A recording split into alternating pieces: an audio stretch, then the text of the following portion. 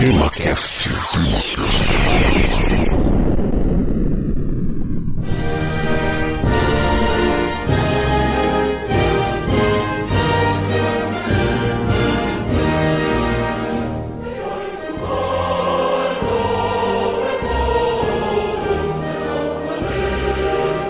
Muito bem, meus amigos, está começando mais um TemaCast e hoje vamos falar sobre um importante capítulo da história mundial que completa agora, em 2017, 210 anos e que envolveu pelo menos 4 países: a França, a Espanha, Portugal e o Reino Unido. Envolve o nosso amigo possível paciente de gastrite, o Napoleão Bonaparte. Eu estou falando da Guerra Peninsular e para tratar desse assunto eu tenho aqui comigo o Igor Alcântara. O Napoleão ele é tão citado aqui no TemaCast que eu me arrisco a dizer que ele já até é íntimo, né? Já é de casa. A gente podia chamar até ele de Napô, Naná, quem sabe até Bobô, não sei, alguma coisa assim. Pois é, né? E também vai gravar com a gente hoje aqui o nosso amigo Jorge Virgílio. Olá, ouvintes, olá, Francisco, olá, Igor. E finalmente, né, nós vamos descobrir o maior mistério aqui da humanidade, né? Qual era a cor do cavalo branco de Napoleão? Ah, não vamos não. Mas olha só, gente. Não se esqueçam que o TemaCast não chega até vocês pelo apoio do Banco Bamerindos, mas sim através da doação de ouvintes que todo mês contribuem para a realização do programa. Se você quer fazer parte do nosso time de mecenas e ajudar o TemaCast a crescer, entre no nosso site temacast.com.br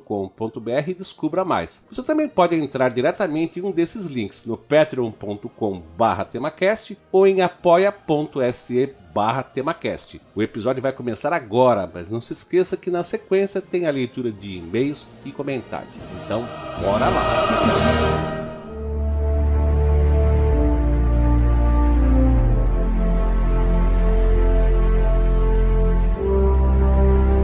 A Guerra Peninsular, que na Espanha é conhecida como Guerra de Independência Espanhola, aconteceu entre 1807 e 1814 e estava envolvida em uma série de conflitos que historiadores convencionaram chamar de guerras napoleônicas. Portugal e Espanha entraram nesse balaio geopolítico, mas o principal alvo de Napoleão nessa confusão era a Inglaterra. Então, antes de falarmos da Guerra Peninsular, vamos entender as causas disso. De todo modo, a gente não vai tentar se aprofundar muito nas guerras napoleônicas que aconteceram em outros territórios, como por exemplo na Áustria ou na Rússia, para não perder o foco desse nosso episódio de hoje. Se o ouvinte quiser compreender um pouco melhor o contexto, eu aconselho a escutar o episódio piloto que gravamos para a série TemaCast+, sobre a Guerra dos Pirineus. De qualquer forma, vamos contextualizar aqui para você, mas eu vou pedir para o meu amigo Igor Alcântara fazer isso para nós. Vamos lá, Igor, é contigo. Vamos lá. Não me delongando muito, vamos lembrar que a França passou por grandes transformações no século XVIII e o país era governado por um rei absolutista, né, como a gente lembra, o Luís XVI, mas somando as ideias do iluminismo lá atrás com a independência dos Estados Unidos, o povo já questionava a autoridade do rei. O iluminismo, como a gente já viu em outros episódios, era um movimento filosófico com forte teor liberal burguês e, como liberal, pregava uma redução do poder do Estado. E entenda que nós já estamos no século XVIII, mas a estrutura social francesa lembrava muito a medieval, com 3 grupos sociais diferentes, cada um com direitos e deveres distintos. Tinha o primeiro, que era o primeiro estado, composto principalmente pelo clero. Havia o segundo estado, que abrigava os nobres, e o terceiro estado, que era o povão em si. Os privilégios eram apenas dos 2 primeiros grupos, mas só o terceiro pagava os impostos. É muito diferente de hoje em dia. E claro, né, todo mundo estava sob as ordens supremas do rei, né, que era a lei, né? Nessa mesma época, a França passava por uma grave crise financeira causada principalmente pelo alto custo das diversas guerras que eles haviam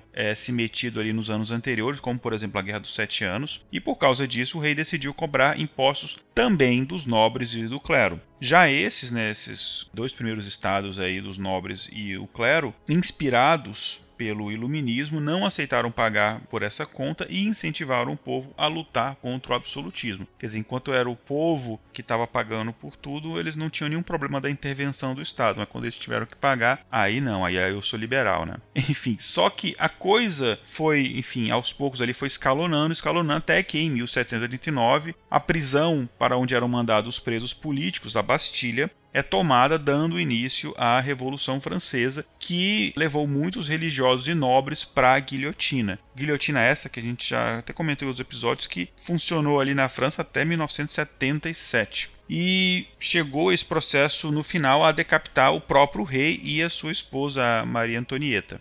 O ideal, né, da Revolução Francesa ali era enforcar o último nobre nas tripas do último padre, né? Bom, quando isso aconteceu, né, quando o rei foi guilhotinado, 4 anos depois do início da Revolução, em 1793, os outros reinos europeus decidiram reagir, porque, claro, tinham medo daquela revolução se espalhar pela Europa. E aí forma-se a primeira coalizão, e nós entramos em um período que conhecemos como Guerras Revolucionárias Francesas. E, incluindo neste período, está a famosa Guerra dos Pirineus, que a gente comentou no episódio piloto lá do TemaCast+.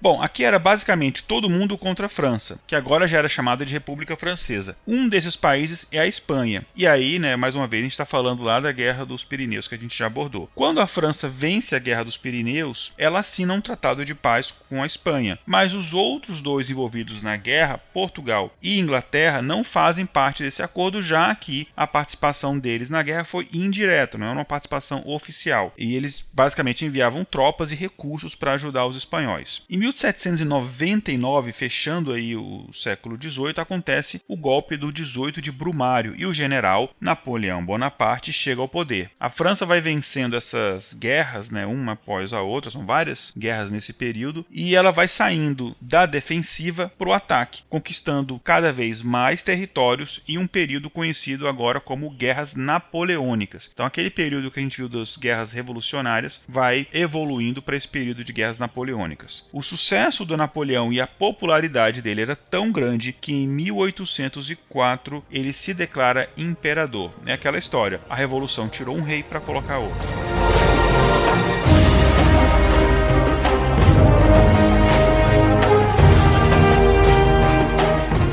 Né, citou a Guerra dos Pirineus, também conhecida como Campanha do Roussillon. Bom, como resultado, né, dessa guerra, como a gente viu lá no TemaCast+, e por falta de opção melhor, a Espanha acabou por se aliar à França. Já no poder, em 1806, o Napoleão decretou o bloqueio continental, que proibia que qualquer país da Europa continental comprasse produtos britânicos, né, isolou ali as ilhas do Reino Unido. E vamos entender então um pouco dos motivos, né, dessa decisão do Napoleão e as suas consequências. O primeiro Império Francês, né, o nome que a França adotou para si e para os seus territórios, junto com a sua aliada Espanha, enfrentou ali a Inglaterra em um combate ao sul da costa espanhola, conhecido como Batalha de Trafalgar. Essa batalha aconteceu no dia 21 de outubro de 1805. Os ingleses, comandados pelo almirante Nelson, venceram e tornaram mais difícil a tarefa de Napoleão de conquistar os mares do continente. Aqui só um comentário totalmente aleatório. É que eu lembrei desse almirante Nelson, da época que eu estava no ensino médio, eu tinha um professor de história que se chamava Nelson, e aí quando ele estava falando sobre essa época, e aí ele estava, a coisa mais importante a saber sobre o almirante Nelson é que ele se chamava Nelson. Bom, enfim,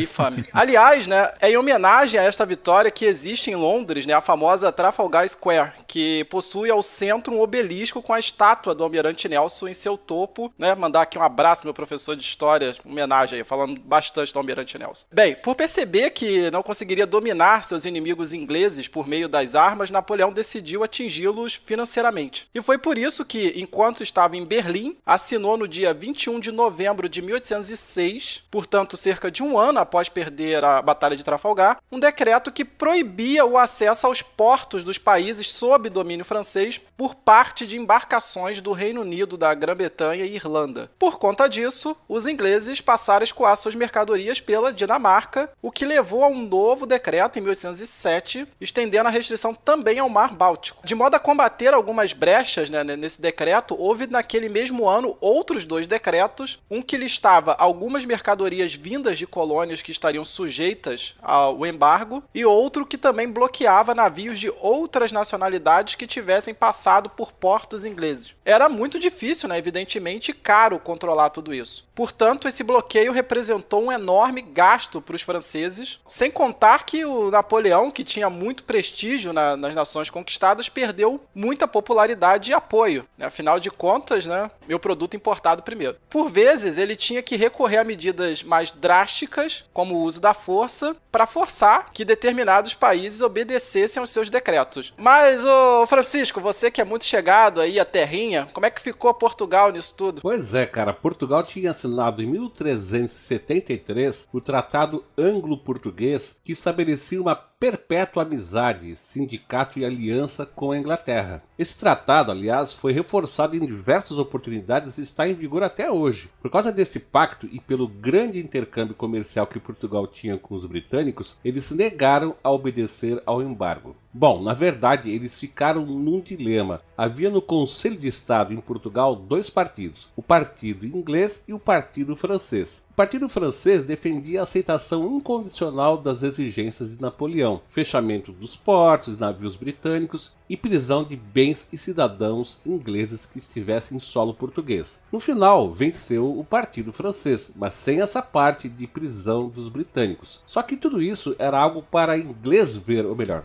para francês ver. Em paralelo, já estava decidido a fuga do príncipe herdeiro Dom Pedro de Alcântara e mais algumas pessoas da família real para o Brasil, com conhecimento e ajuda do Reino Unido. Mas eu não vou entrar nesses detalhes porque isso será um episódio futuro onde vamos abordar a mudança da corte portuguesa para cá para o Brasil. Enquanto isso, a França continuava sua expansão rumo ao leste europeu. No entanto, vendo que não conseguiria vencer facilmente a Rússia, Napoleão assinou em 1807 com os russos e os prussianos dois tratados de paz que ficaram conhecidos como os Tratados de Tilsit. Dentre as cláusulas desses tratados, uma delas diz respeito diretamente a este episódio que você está ouvindo. Era a extinção das dinastias Bourbon da Espanha e Bragança em Portugal, sendo que a coroa desses reinos seria concedida a um príncipe da família do imperador Napoleão. Depois da assinatura desses acordos, em julho de 1807, sabendo então que não seria incomodado ao leste nem pela Prússia e nem pela Rússia,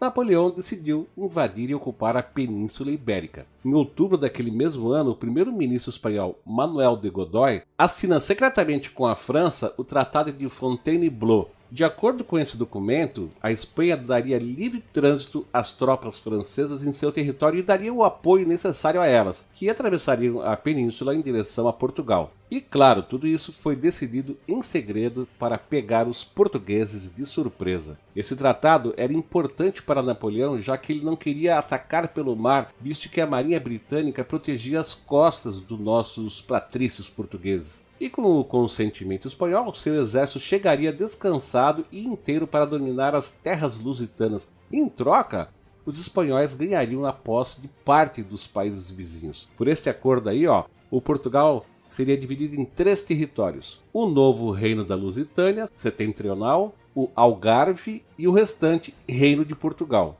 A Lusitânia Setentrional, que é onde fica a cidade do Porto, ou seja, no norte do país, seria controlado pelos franceses na figura do rei da Etrúria. O Algarve, ao sul, e é onde fica o Alentejo, seria controlado pelos espanhóis e o restante do país ficaria em stand-by até que a paz entre Portugal e França fosse decretada. Mas, Francisco, o Napoleão se contentou com esse acordo de apenas atravessar a Espanha até Portugal sem ocupar? Claro que não, né? Nesse período, a Espanha estava enfrentando vários problemas internos devido à incapacidade do rei Carlos IV em governar o país. Na verdade, a incompetência dele era de conhecimento do povo e da corte, tá? Todo mundo sabia que o cara não dava pro negócio. Então, sabendo disso e usando sua máxima de dividir para conquistar, Napoleão se finge de amigo do rei e convida Carlos IV e seu filho Fernando para uma visita a Paris. Enquanto o rei estava fora, as tropas francesas já passeavam livremente pela Espanha sob o pretexto de chegarem até Portugal. Mas as intenções, meu caro, eram outras. E aí que se dá oficialmente o início da Guerra Peninsular. Mas, Francisco, o que o povo espanhol achou disso? Olha, cara, o povo espanhol já estava passando por um processo de afrancesamento, né? Ou seja, além de absorver muito da cultura do país vizinho, eles já exageravam nas roupas, no formalismo, nas futilidades. E isso não apenas os nobres, tá? Os pobres também. O povo em geral já estava bem afrancesado. Esse fato, somado à baixa popularidade do rei, fez com que as tropas de Napoleão fossem recebidas até com bastante alegria, com muita festa. Até porque as pessoas não viam ameaça naquele gesto. Eles achavam que os franceses, afinal de contas, eram aliados. Só que o aliado se voltou contra eles, né? Os franceses, na verdade, se voltaram contra os espanhóis. Como é que foi isso? Bom, aproveitando que o rei Carlos IV e o filho estavam lá em Paris, em fevereiro de 1808, Napoleão ordenou a tomada dos fortes e bases militares da Espanha. Em 29 de fevereiro, Barcelona caiu. Então, com o caô de que alguns militares franceses estavam feridos e precisavam de tratamento, as tropas francesas foram autorizadas a entrar dentro das fortificações da cidade da Catalunha e, chegando lá, renderam o exército espanhol. Exército esse que contava com 100 mil homens, mas estava mal equipado, dividido com poucos cavalos e munição e que nem tinha sequer liderança em algumas cidades. Isso sem contar que uma das melhores divisões, que era a divisão do Norte, tinha sido cedida a Napoleão e estava em missão na Dinamarca sob ordens francesas. A popularidade do rei, que já era baixa, acabou ficando zerada depois disso.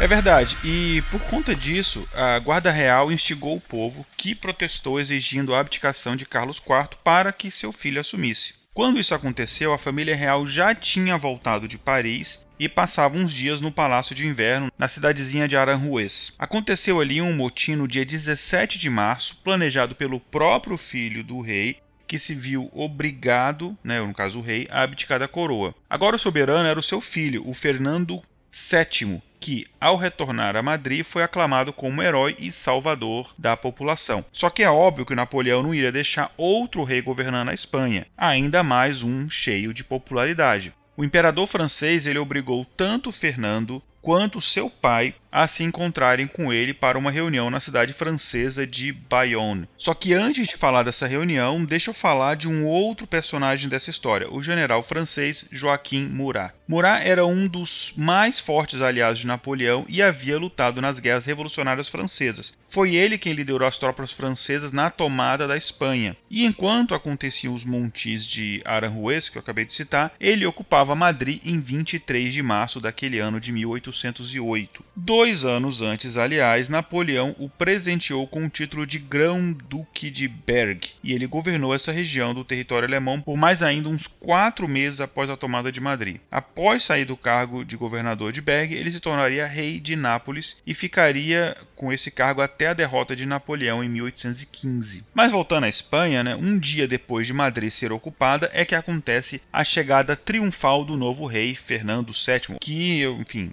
essa chegada a Madrid que eu comentei agora há pouco. Só que o nosso amigo o Murat falou, olha, a coisa aqui não é bem assim não. Troca de governo aqui só acontece se o imperador Napoleão deixar e nós é que temos que determinar como é que vai acontecer. E foi por causa disso que tanto o Fernando, o Ferdinand, quanto o seu pai Carlos foram convidados coercivamente, vamos dizer assim, a esse encontro com Napoleão lá em Bayonne, no sudoeste da França, bem próximo ali da fronteira com a Espanha. E nessa cidade aconteceram em maio daquele ano, ainda em 1808, as abdicações de Bayonne, assim que esse evento ficou conhecido. Nesse evento, Carlos IV, que já tinha abdicado, foi obrigado agora, sobre os olhos de Napoleão, que estava lá junto com eles, a abdicar novamente. Na sequência, o filho dele, o Fernando VII, também foi obrigado a abdicar. Tudo isso em benefício do irmão de Napoleão, o José Bonaparte, que em junho assumiria o trono da Espanha como o rei José I. José era, até então,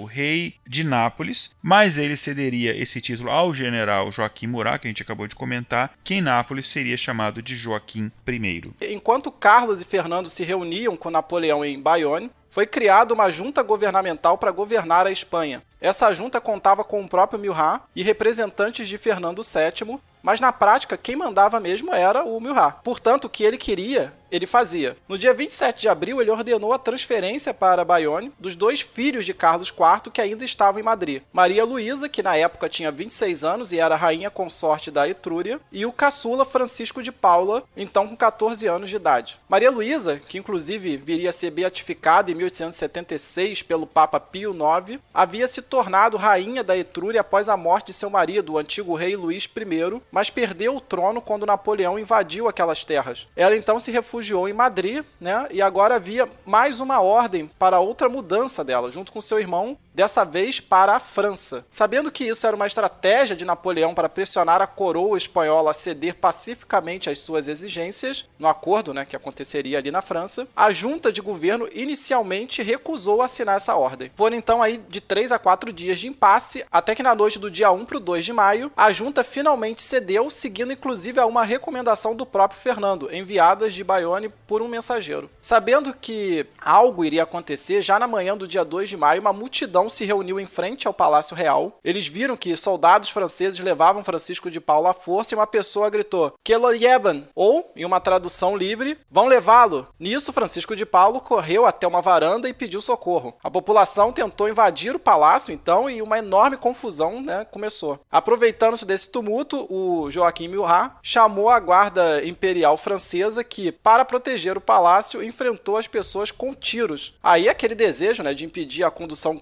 coercitiva, olha aí, já havia a condução coercitiva nessa época, ali do caçula de Carlos IV, se juntou a um sentimento de vingança pelas pessoas que ali foram mortas, e isso evoluiu para um levante que tomou as ruas de Madrid. A estratégia da população foi correr para as entradas da cidade, de modo a evitar, né, que mais tropas francesas chegassem ali. Só que essas tropas já haviam entrado e se dirigiam ao centro para colocar fim a esse conflito. Como as pessoas não tinham muitas armas, elas apelavam ali para qualquer objeto cortante que encontrassem. Navalhas, facas, lanças tiradas de muros, e aí que se viu, né, foi um verdadeiro horror, mortes por esfaqueamento, degolações, etc. Os soldados de Napoleão também aumentaram a crueldade de suas ações e apenas em um dia, centenas de pessoas morreram. Enquanto se desenvolvia, né, a luta, os militares espanhóis permaneceram aquartelados e passivos, seguindo as ordens do capitão-general Francisco Javier Negrete. Somente os artilheiros do parque de artilharia situado no Palácio de Monteleón desobedeceram às ordens e uniram-se à insurreição. Os heróis de maior graduação foram os capitães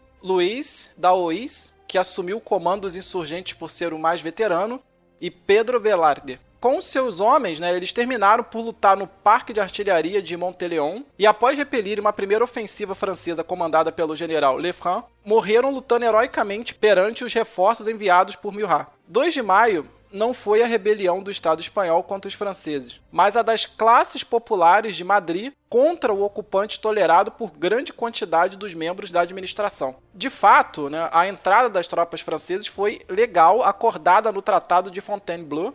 Só que os limites desse tratado foram rapidamente ultrapassados, com franceses ocupando locais que não estavam no caminho para Portugal, que era, né, o seu suposto objetivo, invadir Portugal. A repressão foi cruel. Murat, para quem não foi suficiente aplacar o levantamento, concebeu 3 objetivos: controlar a administração do exército espanhol, aplicar um rigoroso castigo aos rebeldes como exemplo e afirmar que era ele quem governava a Espanha. Na tarde de 2 de maio, assinou um decreto que criou uma comissão militar presidida pelo general Grouchy para sentenciar à morte todos quantos fossem colhidos com armas na mão. O Conselho de Castela, então, publicou uma proclamação que declarou ilícita qualquer reunião em locais públicos e foi ordenada a entrega de todas as armas, brancas ou de fogo. Militares espanhóis colaboraram, né, com o Grouchy nessa comissão militar. Nestes primeiros momentos, as classes ricas pareceram preferir o triunfo das armas de Murat ao dos patriotas, composto unicamente pelas classes populares. Ali, né, o que existia, na verdade, era um medo do que havia acontecido na França em 1789 se repetisse agora na Espanha. Então o pessoal preferiu não confiar muito no povo. No dia seguinte, centenas de espanhóis foram fuzilados. Anos depois, alguns eventos deste levante foram retratados, né, pelo pintor Francisco de Goya, incluindo um de seus quadros mais famosos, que é Os Fuzilamentos na Montanha do Príncipe Pio. Hoje em dia, né, o dia 2 de maio é uma data comemorativa onde esses acontecimentos são lembrados lá na Espanha. Em 23 de maio ocorreram as primeiras revoltas em Cartagena e Valência, seguidas por revoltas no dia 24 em Saragossa e Múrcia, e no dia 25 na província das Astúrias, a qual expulsou o governador francês e declarou guerra a Napoleão. Nas semanas seguintes, todas as províncias adotaram a mesma posição. Em Cartagena, foram distribuídos pela população cocares vermelhos, que era o emblema tradicional da monarquia. A revolta foi apoiada pela guarnição local, que prendeu o capitão-general e o governador militar e estabeleceu uma junta provincial. A deteriorização da situação forçou a França a aumentar o contingente militar. Em 1º de junho de 1808, são enviados para a Espanha mais 65 mil soldados para controlar a crise. Embora Napoleão contasse com as revoltas populares, ele acreditou que o exército espanhol se manteria neutro ou se colocaria sob o seu comando, que as revoltas eventualmente terminariam, e que a Espanha se tornaria uma região pacífica se o seu irmão José fosse coroado rei. Dupont de L'Etang liderou 24.430 homens em direção a Sevilha e Cádiz. O marechal Jean-Baptiste Bessières deslocou-se para Aragão e Castela, acompanhado de 25 mil homens,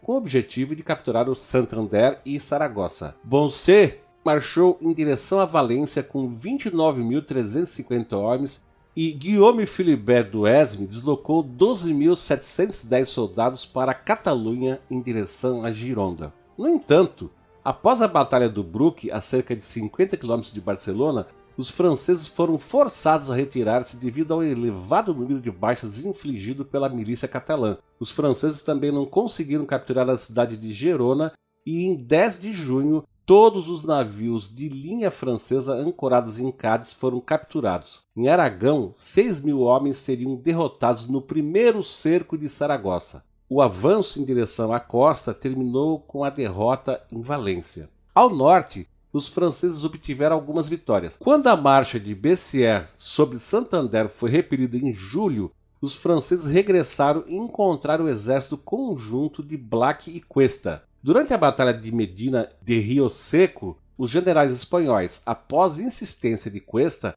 atacaram as vulneráveis linhas de abastecimento francês de Valladolid. Os dois exércitos confrontaram-se em 14 de julho, mas Cuesta deixou um intervalo entre as suas tropas e as de Black, no qual os franceses tiraram bastante proveito. Com a derrota de Cuesta, Castela passou novamente para o domínio francês.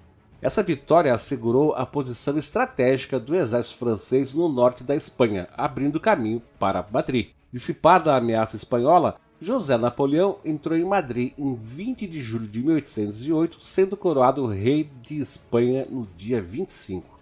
No entanto, com a perda de 24 mil homens, a máquina militar de Napoleão entrou em um colapso bem grande, E em 1º de agosto, José, que tinha mais de 23 mil homens em Madrid e acreditava que estava iminente um ataque de milhares de espanhóis sedentos de vingança, retirou-se da capital para Castela. A Europa viu com bons olhos a resistência ao supostamente invencível exército francês. Pela primeira vez, em 1801, um exército francês de dimensão considerável assistia a várias derrotas. As histórias de heroísmo espanhol inspiraram os patriotas austríacos a resistir e demonstraram a força dos movimentos nacionais de resistência. Bom, gente, nós estamos falando aqui muito da Espanha, mas e Portugal? Igor, fala um pouquinho pra gente aí a situação de Portugal. Ora, pois.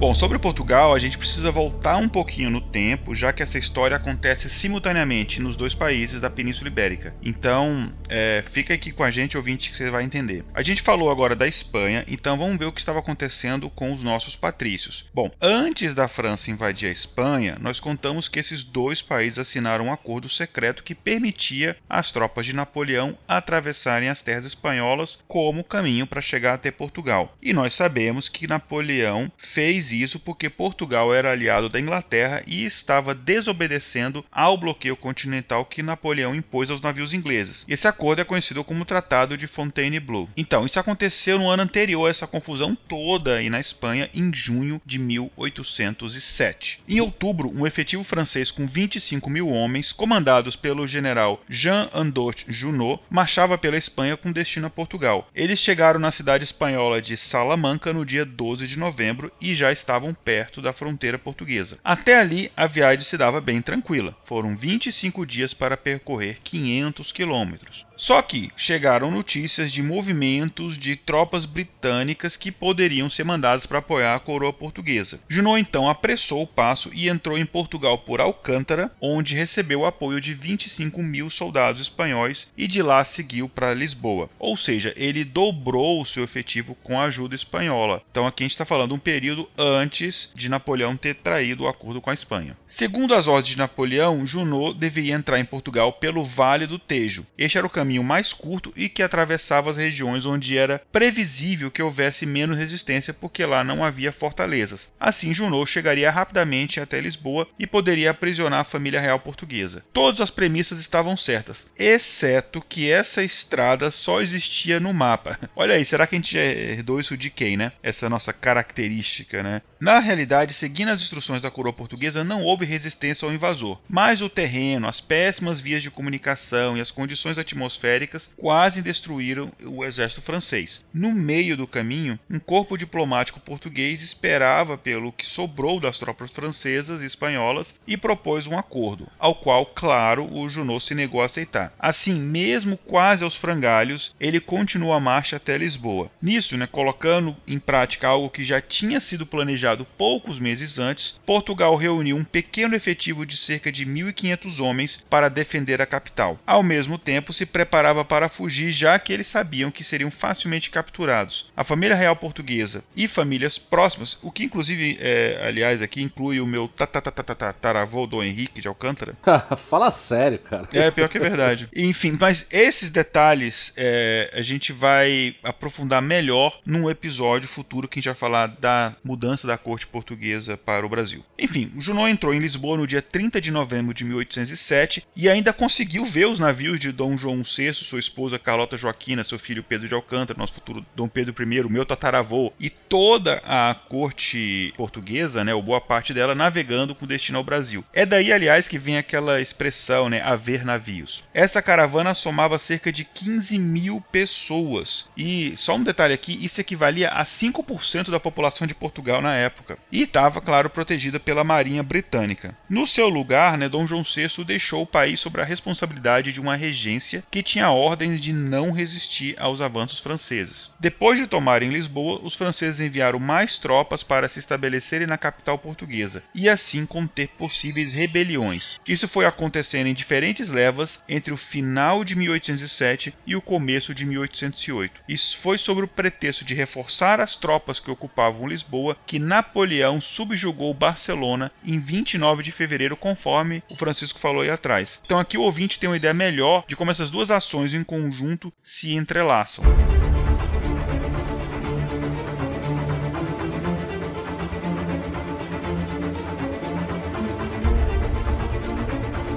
O Igor falou que chegou 15 mil pessoas aqui no Brasil, né? Como eles vieram pro Rio, a população do Rio nessa época era alguma coisa ali em torno de 40 mil pessoas, né? Então você quase que dobrou a população da cidade com um monte de refugiado nobre português. Isso deve ter sido uma coisa linda, né? Olha só que interessante, né? Portugal e Espanha não tinham apenas em comum o fato de terem reis fracos, né? Eles também contavam com um povo que não desistia sem lutar. Várias revoltas começaram a eclodir em todo o território lusitano a partir de junho de 1808. E sabe por quê? Por causa das revoltas espanholas que começaram em 2 de maio em decorrência da remoção dos filhos de Carlos IV para a França. Lembra disso? Falamos agora há pouco. Bom, a notícia desses levantes na Espanha chegaram a Portugal e os portugueses fizeram a mesma coisa. Ao mesmo tempo, né, um dos generais espanhóis que ajudava os franceses na ocupação de Portugal, o general Solano, ao saber da traição que seu país havia sofrido e das revoltas que lá aconteciam, levou suas tropas de volta para sua terra natal e no caminho ainda prendeu tropas francesas sob o comando do general Quesnel, que tinha recebido ordens de voltar e ajudar a conter as revoltas em Madrid. Pouco antes, né, destes levantes em Portugal, Dom João VI, que já estava no Brasil, declarava nulos todos os tratados entre Portugal e França, declarando guerra aos franceses e amizade ali aos seus antigos aliados de sempre, né, os britânicos, né. Isso aconteceu em 9 de maio de 1808, mas tinha um efeito apenas simbólico. Em Portugal, as tropas francesas sob o comando de Junot ficaram reduzidas às concentrações numa área em volta ali de Lisboa, delimitada pelo Atlântico, o rio Tejo, e por uma linha que ia de Peniche até Abrantes. No resto do território, os franceses dispunham de forças em posições fortificadas em Setúbal, Almeida e Elvas. Fora dessa área e dessas localidades, os franceses deslocavam-se ainda com facilidade, provocando baixas às forças portuguesas e às populações que tentavam resistir. Um comentário aqui que ele falou que eles tinham posições fortificadas em Almeida, né? Não tem nada a ver com o que a gente está falando aqui, mas foi só uma curiosidade. No Arco de Triunfo, em Paris, tem o nome de todas essas cidades escritos, que são os nomes das cidades que o Napoleão ocupou. E aí eu fiz uma aposta com um cara uma vez que eu ia escrever o meu nome no Arco do Triunfo lá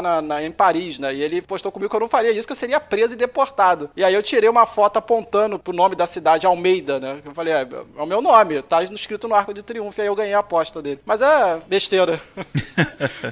Bom, enfim. Bom, mas voltando aqui pro nosso enredo, né? E a resistência portuguesa, no entanto, ela crescia a cada dia. Para citar um exemplo, quando uma força francesa sob o comando do general Louis-Henri Loison tentou marchar sobre o porto, acabou sendo cercada por camponeses que quase sem armas, né, mas muito aguerridos. E após 3 dias de combate, Loison é forçado a retroceder. Só que, claro, os ingleses não perderiam uma oportunidade dessas, né? No dia 1 de agosto de 1808, as tropas britânicas começaram a desembarcar perto de Figueira da Foz, marchando no dia 10 em direção a Leiria, onde se juntaram as forças portuguesas de Bernardino Freire, comandante do exército português em Montemor o Velho. No total, seriam cerca de 20 mil homens, 14 mil britânicos e 6 mil portugueses. Do lado francês havia inicialmente 30 mil homens, mas apenas 12 mil nos arredores ali da capital. Os restantes estavam distribuídos pelo interior ou morreram nas revoltas populares. Foram travadas 2 batalhas, a Batalha de Roliça e a Batalha de Vimeiro, ambas vencidas pelos aliados Portugal e Grã-Bretanha. Por conta dessas derrotas, né, Junot se viu forçado a pedir uma trégua, e aí no dia 22 de agosto de 1808 começa então a chamada Convenção de Sintra, entre generais franceses e britânicos, que iria durar ali até o dia 30, né, daquele mês. Entre outras disposições, este armistício estabelecia o rio Cisandro, nos arredores de Lisboa, como fronteira entre as tropas britânicas e as francesas, enquanto as tropas portuguesas deviam ficar atrás da linha entre Leiria e Tomar. Em termos militares, o acordo traduzia-se em benefícios mútuos. Junot, sem linhas de comunicações confiáveis com a França, retirava suas tropas sem maiores perdas e em segurança. Os ingleses ganhavam o controle da capital, né, Lisboa, e da temida linha de defesa da Barra do Rio Tejo, sem necessidade de combate. Contudo, a forma final deste acordo permitiu que os franceses levassem consigo não só suas armas e bagagens, mas também uma quantidade muito grande de bens saqueados em Portugal. Com este acordo, os franceses ganharam tempo. Essa decisão foi tão questionável que os oficiais britânicos responsáveis pelo acordo, né, Dalrymple, Burray e Arthur Wellington, foram chamados a Londres para dar explicações. Isso no final acabou sendo um escândalo, mas as consequências deste ato, né, o Igor vai falar mais à frente. Antes disso, né, Francisco, conta pra gente, o Império de Napoleão deixou por isso mesmo ou ele contra-atacou? Bom, é claro que a França não ia deixar barato esse negócio.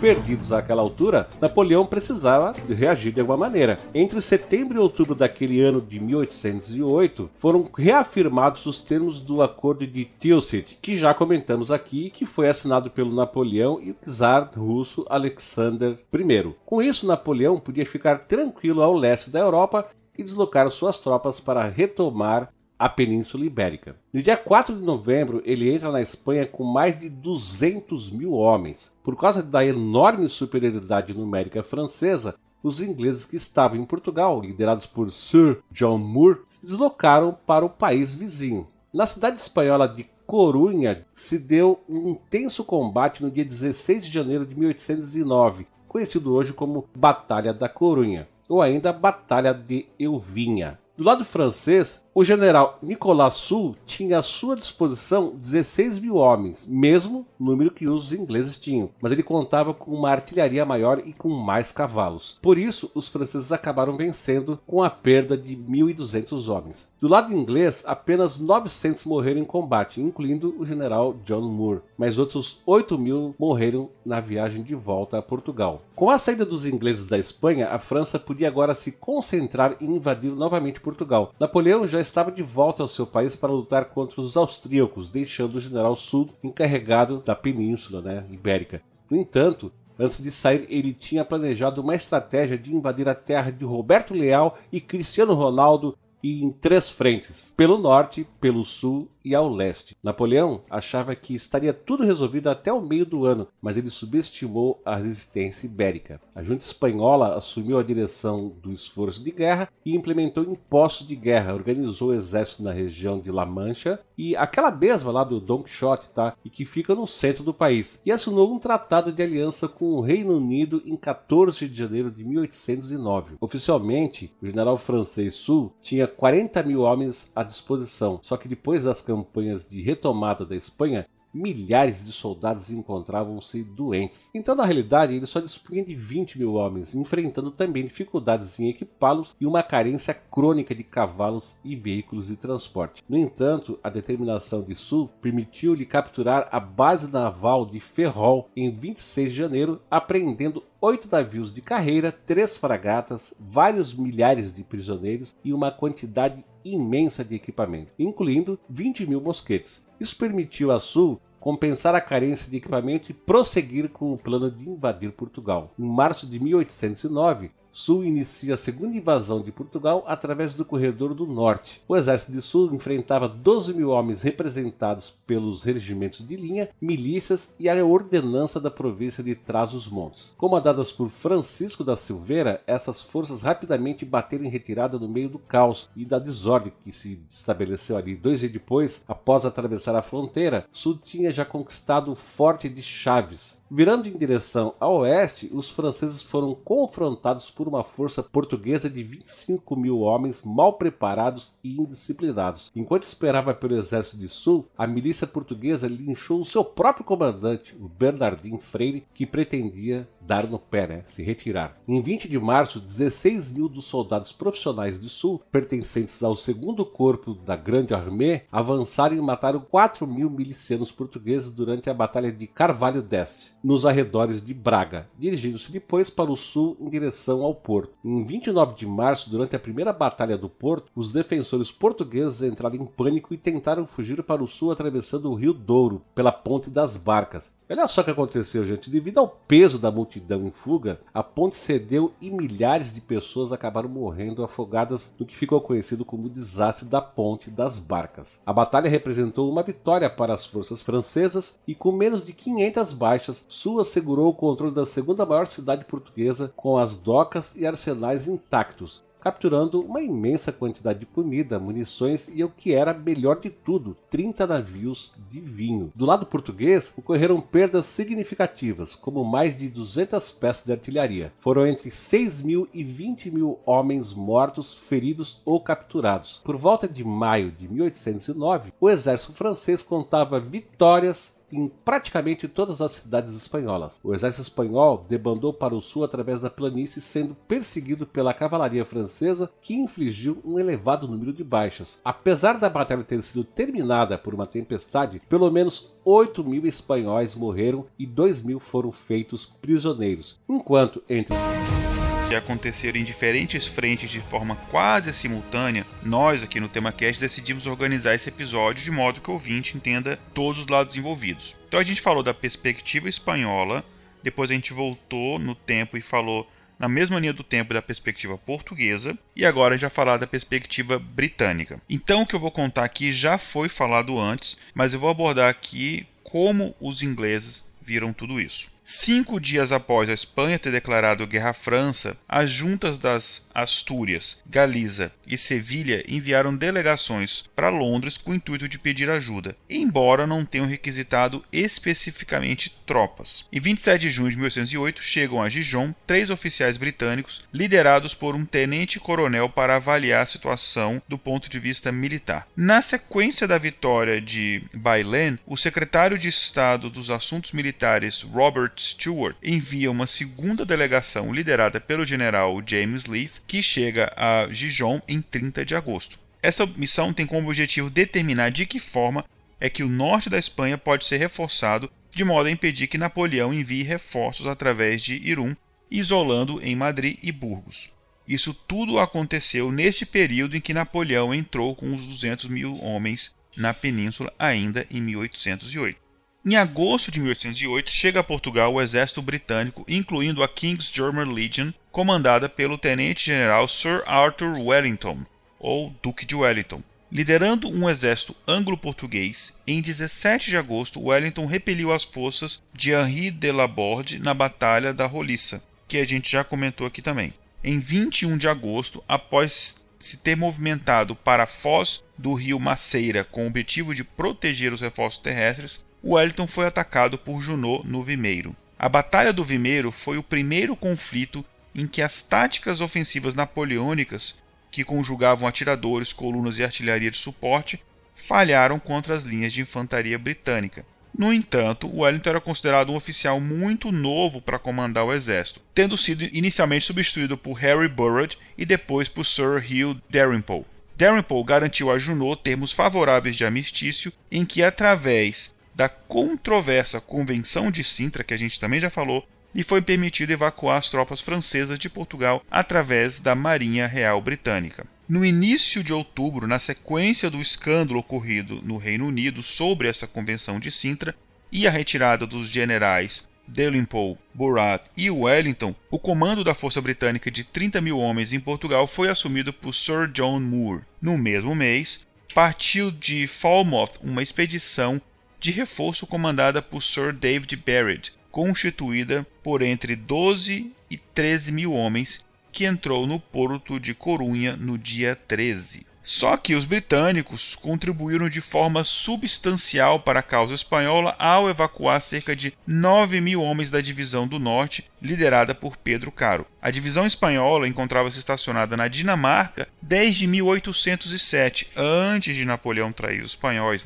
para prestar assistência ao então aliado exército francês. No entanto, quando eles ficaram sabendo de que Napoleão tinha colocado seu irmão no trono espanhol, La Romana e seus oficiais negociaram em segredo com a frota britânica do Báltico o transporte da divisão para o regresso à Espanha. Em agosto de 1808, após a captura dos portos dinamarqueses, todos os regimentos, à exceção de 3 que não conseguiram escapar, foram transferidos para Gothenburg e depois para San Sebastián, onde chegaram em outubro de 1808. Wellington regressou para Portugal em abril de 1809 para comandar a contraofensiva do exército anglo-português. O exército britânico foi reforçado com regimentos portugueses treinados pelo general Beresford, o que lhes permitiu adaptar-se ao estilo de campanha britânico. Essas novas forças expulsaram Soult de Portugal na sequência da Batalha de Grijó, travada entre 10 e 11 de maio, e da Segunda Batalha do Porto em 12 de maio. As restantes cidades do norte foram recapturadas pelo general Silveira. Perante a contraofensiva em Portugal, Soult retirou em marcha pelas montanhas de Ourense, assegurando o território português. Wellington avançou em direção à Espanha para se juntar às forças de Cuesta. Os aliados planejavam uma ofensiva ao primeiro corpo de Claude Victor em Talavera no dia 23 de julho. Em 27 de julho, na Batalha de Talavera, os franceses avançaram em 3 colunas, sendo várias vezes repelidos pelas forças britânicas, embora, claro, com grandes custos humanos. Wellington, ignorando os apelos de Cuesta para iniciar uma ofensiva geral, decidiu efetuar uma retirada gradual, abandonando Talavera em 4 de agosto. Wellington estava preocupado com a aproximação iminente do exército de Soult, tendo receio de perder a sua base em Portugal. Ele enviou a Brigada Ligeira para defender a ponte sobre o rio Tejo em Almaraz e, em 8 de agosto, o exército de Soult enfrentou o exército espanhol em El Puente del Arzobispo. Asseguradas as comunicações e abastecimento a partir de Lisboa, Wellington considerou juntar-se novamente à Cuesta. No entanto, começavam a existir diversos atritos entre os britânicos e os espanhóis. Após Talavera, os espanhóis abandonaram os feridos britânicos à sua própria sorte, enquanto que alguns movimentos do exército espanhol comprometeram a posição estratégica de Wellington.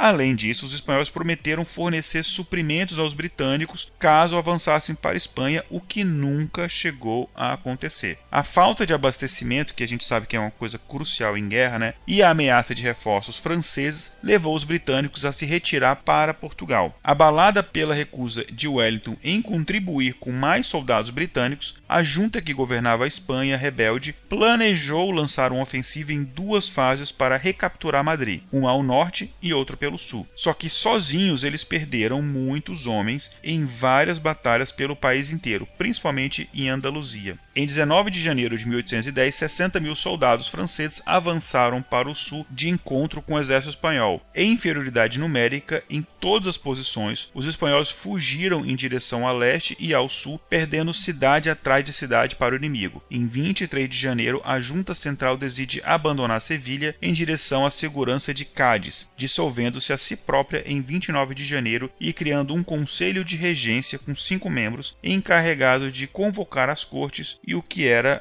nesse ponto aqui, uma exigência popular.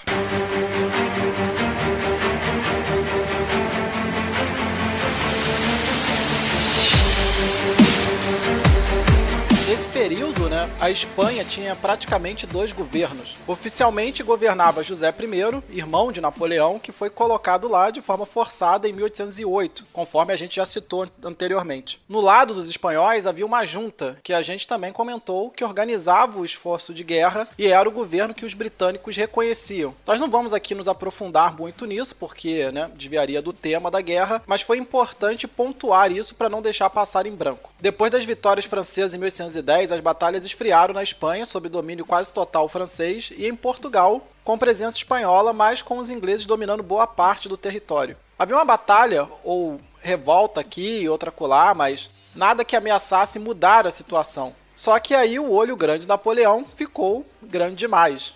Lembra que em 1807 ele tinha assinado um acordo com a Rússia? Pois bem, ele achou que já estaria preparado para quebrar esse acordo e decidiu invadir a terra de Tolstói e Dostoiévski em 1812. Claro que não vamos detalhar isso aqui, porque no futuro teremos um episódio sobre essa campanha da Rússia, mas eu estou citando este episódio por ele ter sido fundamental na Guerra Peninsular. Preparando-se para essa campanha na Rússia, Napoleão tirou muitas tropas dos 2 países e isso obrigou o general Marmont, em Portugal, e o general Soult, na Espanha, a reduzirem suas atividades. Sabendo disso, as guerrilhas espanholas intensificaram suas ações, afetando principalmente as linhas de abastecimento e obtendo controle das estradas até Portugal, de modo a permitir que as forças anglo-portuguesas entrassem. Só que para chegar à Espanha, essas tropas tinham que primeiro expulsar o resto das tropas francesas que estavam em Portugal. Foi travada então a Batalha de Salamanca, no dia 22 de julho de 1812, e que pôs fim de uma vez por todas à ocupação francesa em terras lusitanas. Dali os aliados podiam seguir de modo a libertar o restante da península, Inclusive essa batalha ela ocorreu ali na cidade de Almeida, Só comentário à parte, todo ano eles fazem vamos dizer assim, a encenação dessa batalha lá em Portugal. Vem um pessoal vestido de exército francês, pessoal vestido de exército luso-britânico e eles recriam essa batalha lá na cidade de Almeida, na vila de Almeida, mais especificamente falando. Mas enfim, após a batalha de Salamanca, os franceses evacuaram Madrid e o exército aliado entrou na capital espanhola em 12 de agosto. A contraofensiva francesa, no entanto, obrigou o general inglês Wellington a levantar o cerco que tinha colocado a Burgos e a abandonar Madrid e recuar até Ciudad Rodrigo, onde chegou a 19 de novembro. Ali ele reorganizou seu exército. Bom, nos próximos 6 meses, então, houve pouco contato entre o exército aliado e o exército francês. Entretanto, tinham chegado notícias do desastre da campanha da Rússia e o objetivo de empurrar os franceses para além dos Pirineus apresentava-se mais próximo. Quer dizer, na verdade, Napoleão iniciando os erros que depois Hitler iria cometer, de abrir 2 frentes. Bom, no dia 24 de maio já de 1813, o general de brigada Jean-Louis Villatte, cuja divisão se encontrava em Salamanca, assegurava que os aliados marchavam em grande força contra a cidade. Foram dadas ordens para a concentração das forças e o rei José Bonaparte ordenou ao general Clausel que enviasse 6 divisões de infantaria. Villatte tinha razão ao afirmar que Wellington se dirigia para Salamanca, mas a maior parte da força aliada, cerca de 50 mil homens, sob o comando do general Thomas Graham, encontravam-se na margem norte do Douro. Sob o comando do general Graham, deslocou-se através de Trás-os-Montes e passou em Bragança e Miranda do Douro no dia 26 de maio. No dia 29, esta força encontrava-se em Touro, ao norte do Douro. O exército aliado marchava mais ao norte do que os franceses esperavam. O seu abastecimento era agora feito a partir dos portos do norte da Espanha. No dia 15 de junho, encontravam-se à beira do Vale do Ebro. José Bonaparte tinha estabelecido que o seu exército iria defender a linha do Ebro entre Fré e Aro, mais cerca de 30 quilômetros para além do seu limite direito. Os aliados atravessavam aquele rio sem oposição. Após colocar forças de vigilância para evitar ser surpreendidos pelo exército de Clausel, Wellington marchou com as restantes forças em direção à Vitória. Clausel encontrava-se em Pamplona, de onde dirigia uma ação contra as guerrilhas do norte de Espanha. Só no dia 15 de junho recebeu as cartas de José Bonaparte solicitando as suas divisões, que no entanto não chegaram a tempo. Foi decidido concentrar as forças francesas na planície de Vitória, a pouco mais de 100 quilômetros da fronteira francesa. A sua intenção era ganhar tempo para que os volumosos trens se adiantassem o mais possível em direção à fronteira. A necessidade de manter as linhas de comunicação com a França obrigava-os a se retirar. Vitória era uma cidade onde confluíam importantes estradas e por isso era o melhor local para as forças do general Clausel se juntarem às forças de José Bonaparte. E foi assim que no dia 21 de junho de 1813 foi travada a Batalha de Vitória, com vitória dos ingleses. Apesar do seu caráter espetacular, essa batalha não foi das mais sangrentas, Os franceses sofreram 8 mil baixas e os aliados 5 mil. Além das perdas humanas, os franceses deixaram no terreno toda a sua artilharia. Quando se reorganizaram nos Pirineus, já com as forças do general Clausel, conseguiram reunir perto de 80 mil homens, embora quase sem artilharia. Napoleão mandou então uma contraofensiva, mas àquela altura ele já tinha sofrido uma grande derrota na Rússia, estava sendo atacado por todos os lados, enfim, deu ruim. Dá-se então, no dia 25 de julho de 1813, a Batalha dos Pirineus, não confundir com Guerra dos Pirineus, que tinha 62 mil soldados aliados contra 79 mil franceses. Mesmo assim, as tropas de Napoleão perderam mais uma vez, com 12.500 soldados mortos contra 7 mil de seus inimigos. E aqui eu só quero fazer um parênteses, que a gente fala esses números 60 mil, 70 mil. Isso já seria muita gente hoje. Mas se você colocar em perspectiva, se colocar no começo do século XIX, isso eram populações maiores do que da maioria das cidades. Então você está falando de cidades inteiras sendo dizimadas numa única batalha.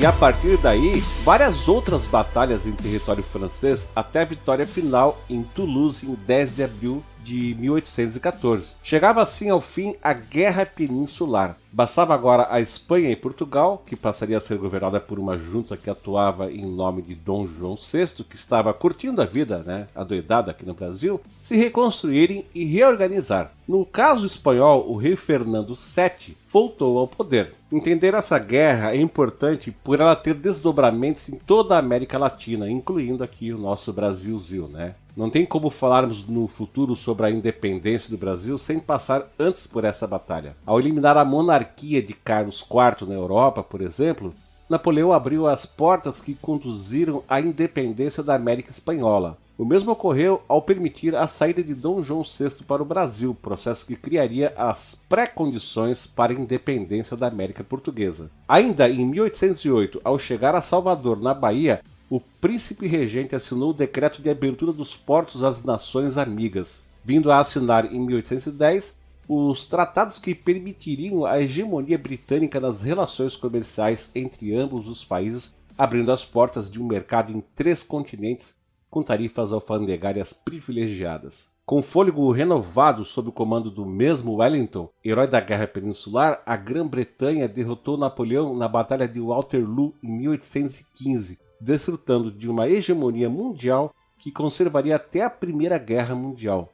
Por outro lado, embora com menor impacto, o governo de Portugal declararia guerra à França e à Espanha, culpando a Guiana Francesa entre 1809 e 1815 e a Banda Oriental do Rio da Prata, o atual Uruguai, entre 1810 e 1828. E aí o ouvinte pode saber mais sobre isso lá no nosso episódio número 27, onde falamos sobre a Guerra da Cisplatina. A crise econômica e institucional em Portugal continental agravou-se com a permanência da corte portuguesa no Brasil, o que fortaleceu as ideias liberais no país, conduzindo à Revolução do Porto em 1820 e forçando o retorno do Dom João VI à Europa em 1821. A tentativa de recolonização do Brasil levou à nossa Guerra de Independência no ano seguinte, 1822. Enquanto franceses e ingleses continuaram com seu desenvolvimento econômico e industrial, Portugal viu seu território transformado em campo de batalha, as cidades constantemente pilhadas por exércitos estrangeiros e a independência da América Portuguesa e a estagnação da sua indústria. Essa foi uma daquelas guerras que mudou de fato o balanço das forças mundiais. E pessoal, e aqui a gente chega ao final desse episódio que fala sobre a Guerra Peninsular. E agora a gente vai para o nosso bloco de jabá e eu vou convidar o meu amigo Igor Alcântara para que faça o seu. Vamos lá, Igor. Pois é, como eu já comentei em outros episódios, esse ano completa o lançamento desse episódio, então se você está escutando esse episódio em 2030, enfim, não diz respeito a exatamente isso, mas no momento em que esse episódio está sendo lançado, né, o meu primeiro livro, O Dia em que Deus Chorou, está completando 20 anos desde que ele foi escrito. E por causa disso, durante o ano inteiro, esse livro está em promoção, está com preços baixíssimos. Então você pode comprar ele tanto versão impressa, versão digital, e você pode ter informações de como comprar ele para todas as mídias a um preço baixinho lá no meu site, no igoralcantara.com.br. No meu site também, se você entrar na parte de livros, entrar lá onde tem O Dia em que Deus Chorou, você pode ter mais informações sobre o livro e você pode inclusive ouvir um áudio da narração do primeiro capítulo do livro.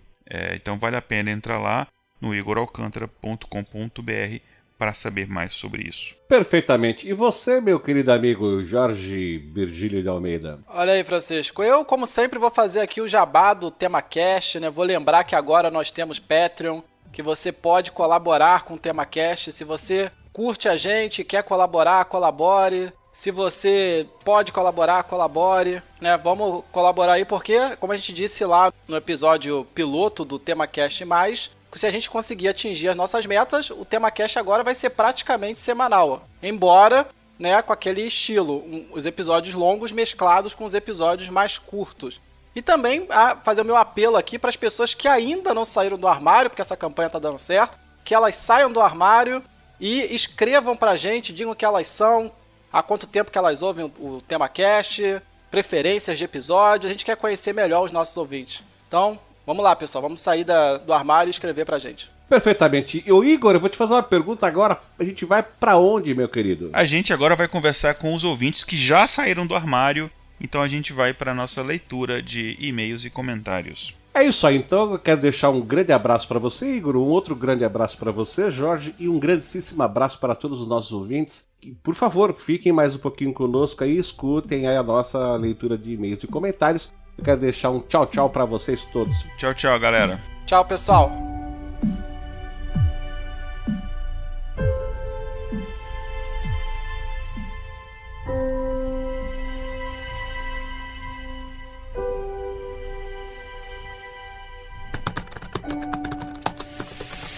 E-mail.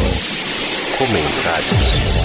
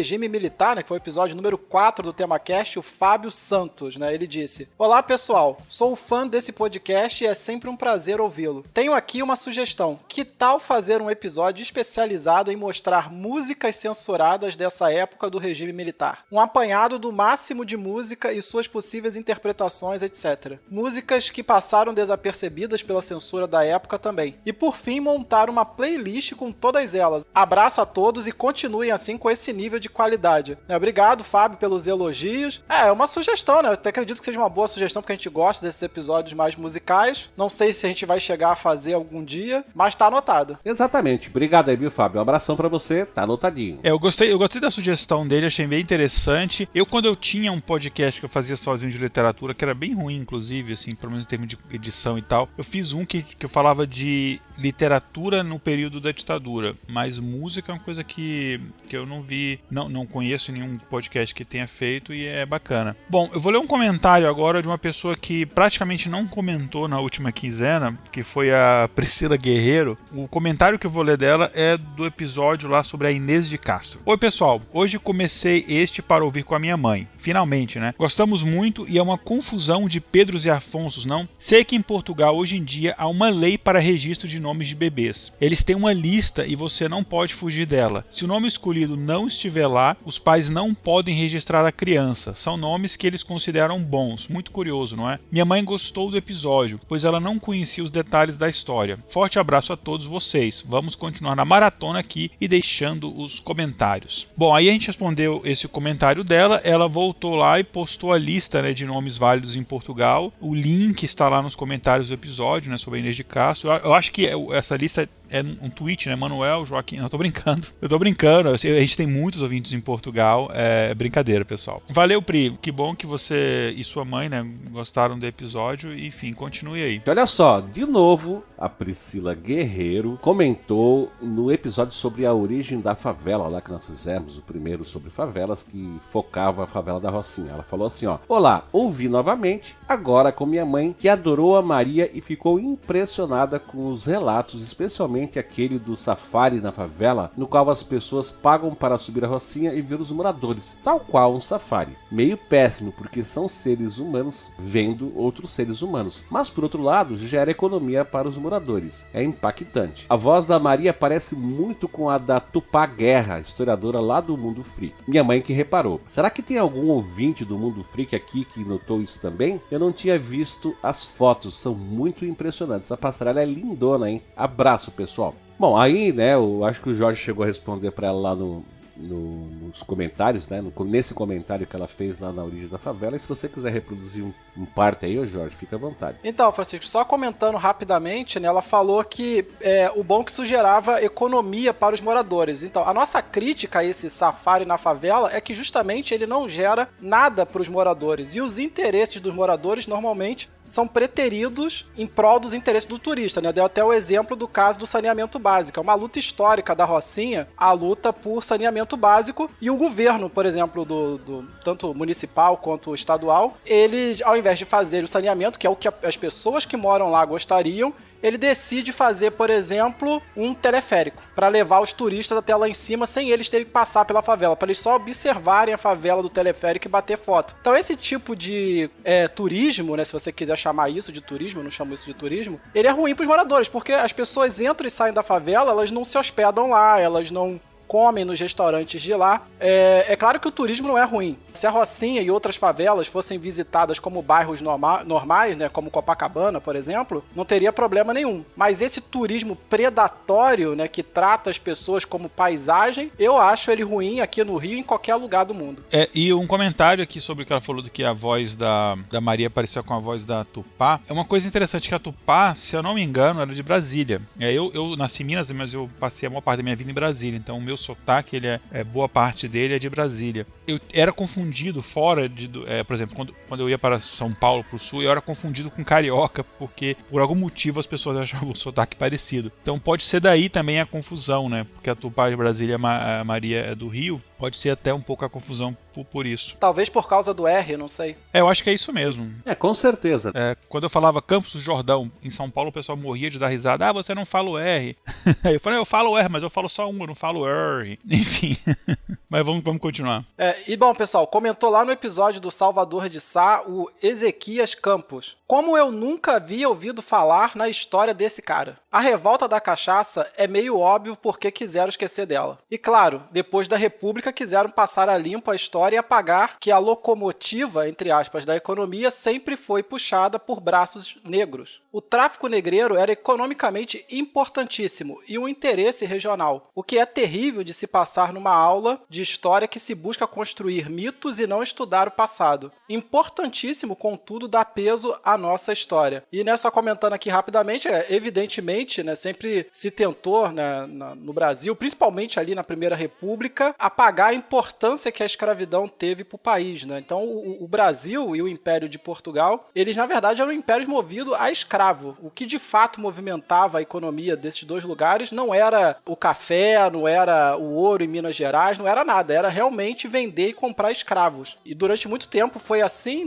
E eu tenho a impressão de que até hoje as pessoas sentem saudade desse tempo. Eu vou pedir para que o Igor diga agora quem é que mandou um outro comentário. Pois é, ainda maratonando com a mãe, alguns episódios não tão antigos que a gente lançou, comentou a Priscila Guerreiro no episódio sobre os portugueses no Japão. Oi, pessoal, acabei de ouvir novamente o programa, pois minha mãe não tinha ouvido ainda. Pois é, estamos maratonando em sequência. Ao final do programa, a Dora, no caso que ela está falando da mãe dela, disse: mas já acabou, estava tão legal. Bom, isso só demonstra a qualidade que vocês têm de narrar os fatos históricos sem ser maçante ou chato. Minha mãe disse também que parecia que ela estava vendo um filme enquanto vocês estavam falando e ela se lembra da série do Shogun. Ela comenta aqui que ela não viu, mas pra mim foi ver O Último Samurai e Vídeos do Japão Nosso de Cada Dia, um canal no YouTube de 2 brasileiros que moram no Japão. E enfim, ela continua: ótimo trabalho de apresentação e pesquisa.